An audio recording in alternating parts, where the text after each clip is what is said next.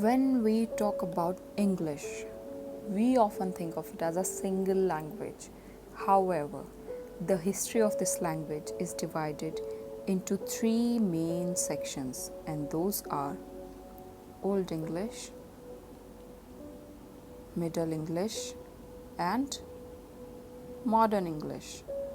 As you all know, nowadays English has become the most spoken language, and the need to learn this language has grown tremendously. So, I am looking forward to provide you with the best medium of learning through this channel. Hello everyone, my name is Vibhuti and I wholeheartedly welcome you to my YouTube channel. Here you will find the best of our content which will help you to learn English effectively.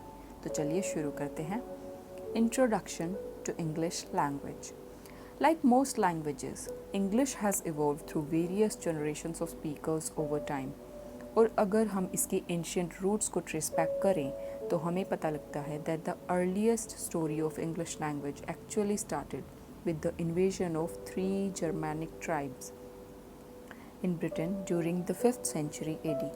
और कौन सी थी ये 3 Germanic tribes? Angles, Saxons and Jutes. और इस English को हम Anglo Saxon English बोलते हैं. उस टाइम पे उनकी कोई राइटिंग की एज सच कोई फॉर्म नहीं थी, इसलिए कोई रिकॉर्ड्स नहीं मिले.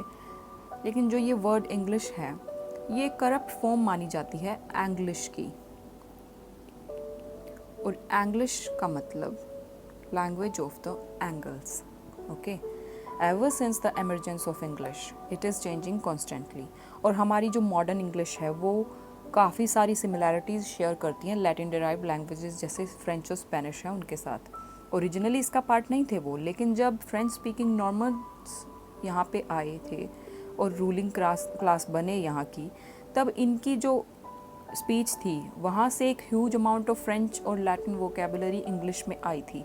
ठीक है, उस इंग्लिश को हम ओल्ड इंग्लिश बोल देते हैं. लेकिन उसकी ओल्ड इंग्लिश वो किससे बिलोंग करती है? जर्मैनिक फैमिली से. और वाइकिंग इन्वेडर्स थे जो 8th to 11th सेंचुरी में आए थे, उनकी भी लैंग्वेज ओल्ड नॉर्स से भी काफ़ी सारी बोरोइंग्स इसमें इंग्लिश में ली गई थी. तो मिडल इंग्लिश एक तरह से ब्लेंड है इसका और ओल्ड इंग्लिश का और मॉडर्न इंग्लिश का. तो एक ट्रांजिशन पीरियड हम इसको बोल सकते हैं. ठीक है, यहाँ पे फ्रेंच और लैटिन का बहुत ज़्यादा इम्पैक्ट पड़ा था मिडल पीरियड में. और मॉडर्न पीरियड जो है वो 16th सेंचुरी से शुरू होता है प्रेजेंट टाइम्स तक. ठीक है, it might be difficult to see the roots of modern English beneath all the words borrowed from French, Latin, Old Norse and other languages. पर अगर हम इन सभी को कंपेयर करें, फोकस करें इनके ग्रामेटिकल स्ट्रक्चर, इनके साउंड चेंज के पैटर्न पे और सर्टेन बेसिक वोकेबुलरी पे, तो हमें समझ में आएगा कि हाँ ये वहीं से ही इवॉल्व हुई है. जैसे मैं आपको एग्जांपल दूँ, 6th सेंचुरी के बाद जर्मन वर्ड्स जो पी से शुरू होते थे वो शिफ्ट होते गए कंसिस्टेंटली एक पीएफ साउंड में. बाकी काउंटर पार्ट्स इसके पी में रहे थे. ठीक है, तो हम इससे पता लगा सकते हैं कि इंग्लिश, जर्मन, स्वीडिश और जो लैंग्वेजेस हैं वो डिसेंड हुई हैं. एक कॉमन एंसेस्टर रहा है इनका जिसको हम बोलते हैं प्रोटो जर्मैनिक. ठीक है, जैसे बहुत सारी रोमेंस लैंग्वेजेस डिसेंड करी हैं लैटिन से. और अगर हम उन कंसिस्टेंसी ऑफ चेंजेस को ऑब्जर्व करें तो हम ट्रेस बैक कर सकते हैं कि प्रोटो जर्मैनिक का ओरिजिन भी एक लैंग्वेज से आता है जिसको हम बोलते हैं प्रोटो इंडो यूरोपियन. ठीक है, जो आज से लगभग 6000 साल पहले मॉडर्न डे यूक्रेन और रशिया में बोली जाती थी. And it includes nearly all languages historically spoken in Europe and a large part of southern and western Asia. तो हम इसमें बहुत सारी सिमिलैरिटीज़ भी देख सकते हैं. जैसे मैं आपको एक एग्जांपल देती हूँ. वर्ड है फिश, आप सभी को पता होगा इसको पाइसेस भी बोलते हैं, है ना. और जैसे है फादर, फादर को पेटर बोलते हैं. और इवन संस्कृत में पितृ भी बोलते हैं, है ना. तो इंग्लिश के डिस्टेंट रिलेटिव्स में हिंदी, पर्शियन और ये सब लैंग्वेजेस आती हैं. ठीक है, तो ये था हमारी एक समरी इंग्लिश लैंग्वेज की एवोल्यूशन ओल्ड से मॉडर्न तक. हमें इसकी इंग्लिश की इतनी ज़रूरत है क्यों आखिर? क्योंकि मॉडर्न इंग्लिश में मतलब हम इसको कंसिडर करते हैं लिंगुआ फ्रैंका, जिसका मतलब क्या है? कॉमन मोड ऑफ कम्युनिकेशन है ये हमारे और people of different cultural and ethnical backgrounds के बीच. ठीक है, ये मोस्ट स्पोकन लैंग्वेज है, आपको पता है नियरली 1.35 बिलियन पीपल हैं जो इंग्लिश बोलते हैं, या तो वो नेटिव्स हैं या उनकी सेकंड लैंग्वेज इंग्लिश है, पर इंग्लिश इतनी ज़्यादा फैली हुई है, ठीक है।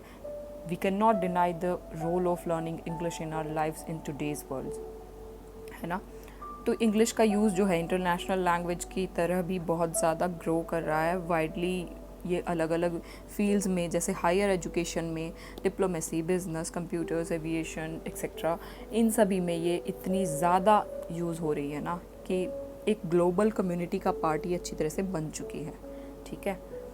तो अब किसी भी लैंग्वेज को सीखने के लिए कुछ बेसिक स्किल्स होते हैं जिसकी हमें ज़रूरत होती है, ठीक है।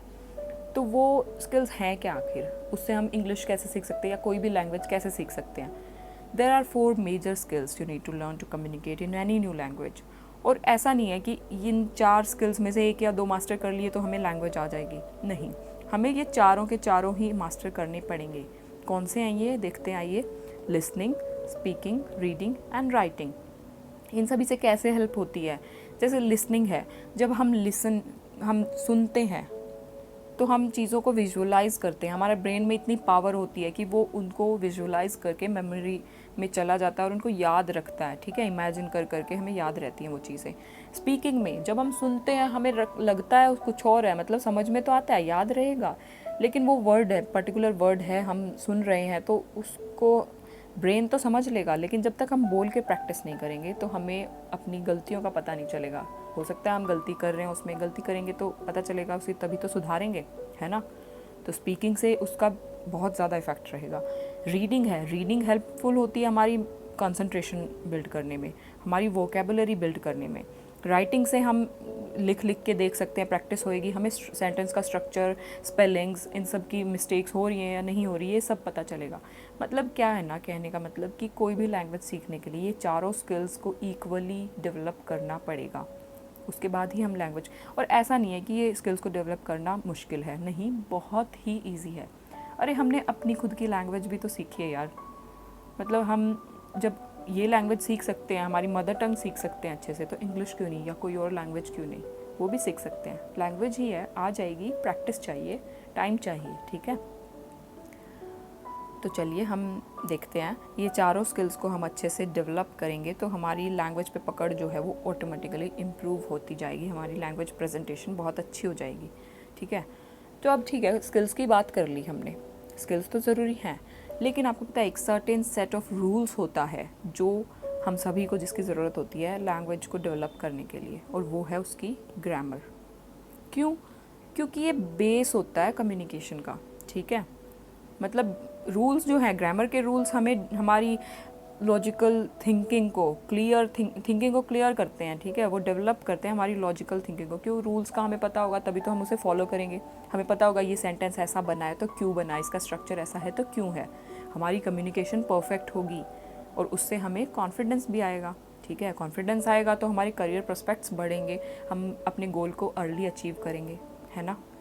अब हमने डिस्कस तो कर लिया कि हमें क्या करना चाहिए, क्या नहीं करना चाहिए लैंग्वेज के लिए, पर अब क्वेश्चन है कि how to do it, how to improve your language skills. But you don't need to worry, क्योंकि इस चैनल का main concern in lecture series का यही है, to make sure that you master the skills of learning English, ठीक है। और इस चैनल पे आपको इससे रिलेटेड बहुत सारा कंटेंट, वीडियोस, नोट्स, सब कुछ मिलने वाला है, ठीक है। तो हम अपने स्किल्स को कैसे इम्प्रूव कर सकते हैं? हर रोज़ नए वर्ड्स याद कीजिए, उनको सेंटेंसेस में यूज़ कीजिए, बेसिक सेंटेंसेस बनाइए, डेली बेसिस पे प्रैक्टिस होगी तो धीरे धीरे कॉम्प्लेक्स तक हम पहुंच जाएंगे। और कैसे वर्ड्स याद होंगे? डिक्शनरी उठा के नहीं बैठ जाना है, मतलब इंग्लिश में books, novels, stories, newspaper, magazines, आप ये सब रीड कर सकते हैं, उसमें हमें नए वर्ड्स दिखाई देंगे, कुछ दो चार वर्ड्स को हम यूज़ करेंगे रेगुलर बेसिस पे, ठीक है। और उससे पहले मैं आपको कहना चाहूँगी, मतलब हम पढ़ना, सुनना ये सब तो कर लेते हैं, लिखना भी चलो कर ही लेते हैं, लेकिन बोलने में बिल्कुल ऐसे हम अंदर से इतना घबरा जाते हैं ना कि कैसे बोलेंगे। मैं आपको कहना चाहूँगी, never feel shy, just try to speak, okay. गलत बोलोगे ना, ज़्यादा से ज़्यादा गलती करोगे, और गलती जब तक नहीं करोगे तो सीखोगे कैसे? तो अब सिर्फ जब बोलना, मतलब जब भी आपको मौका मिले ना, बोलना चाहिए आपको, ठीक है। इंग्लिश में आप बोलने की कोशिश करो अपने फ्रेंड्स से, फैमिली से, इंग्लिश में सोचो। जैसे जैसे हम पढ़ेंगे, उन पढ़ी हुई चीज़ों को हम अप्लाई करेंगे तो हमें पता चलेगा, धीरे धीरे सीखेंगे, ठीक है। और चलो अगर फ्रेंड्स और फैमिली में आप डिस्कशंस नहीं कर सकते हो तो आप मिरर के सामने खड़े होकर प्रैक्टिस कर सकते हो स्पीकिंग। कमरा बंद करो अपना, मिरर के सामने खड़े हो और कुछ भी बोलो, अपने बारे में बताओ, अपने आसपास की कोई भी चीज़ डिस्क्राइब कर सकते हो। उससे क्या होगा ना, मिरर में जब हम देखते हैं तो हमें अपने फेशियल एक्सप्रेशंस, बॉडी लैंग्वेज, हम कैसे प्रोनाउंस कर रहे हैं किसी वर्ड को, वो सब पता चलता है, ठीक है। और हमें भी ये भी पता चलता है कि हम मिस्टेक कहाँ कर रहे हैं, ओके। और लिखने की प्रैक्टिस आप कैसे कर सकते हो, डायरी लिख सकते हो, स्टोरीज़ लिख सकते हो। डायरी में क्या कि आज सारे दिन आपने क्या किया, शाम को बैठ के उसको लिखो सिंपल सेंटेंसेस में। फिर ग्रामर सीखेंगे तो उसकी एक्सरसाइजेस भी प्रैक्टिस करो ताकि वो रूल्स आपको बिल्कुल अच्छे से याद हो जाएं। स्कूल टाइम में होता था हम रूल्स को रट लेते थे और रटे हुए रूल्स एक बार तो याद हो जाते थे लेकिन बाद में भूल जाते थे। लेकिन हम इसको इतने आसान तरीके से अब सीखने वाले हैं कि आप उसको भूलोगे नहीं। एक्सरसाइज प्रैक्टिस करोगे तो और ज़्यादा अच्छे से वो आपको मेमोराइज हो जाएंगे। पढ़ने से रिलेटेड ये सब हो गया। आपको एंटरटेनमेंट भी चाहिए तो उसमें भी आप इंग्लिश सीख सकते हो। मतलब आप मूवीज़ देख सकते हो, वेब सीरीज़ देख सकते हो इंग्लिश में, न्यूज़ देखनी है तो इंग्लिश में देख सकते हो। तो आपको उससे भी इंग्लिश की प्रैक्टिस रेगुलर बेसिस पे होती जाएगी। पर आपको कंसिस्टेंस तो रहना होगा, कंसिस्टेंट रहोगे तभी सीख पाओगे, ठीक है। आई होप आपको आज का लेक्चर बहुत अच्छा लगा होगा। Thank you for watching this video and stay tune to learn more. Okay, bye bye. Have a good day.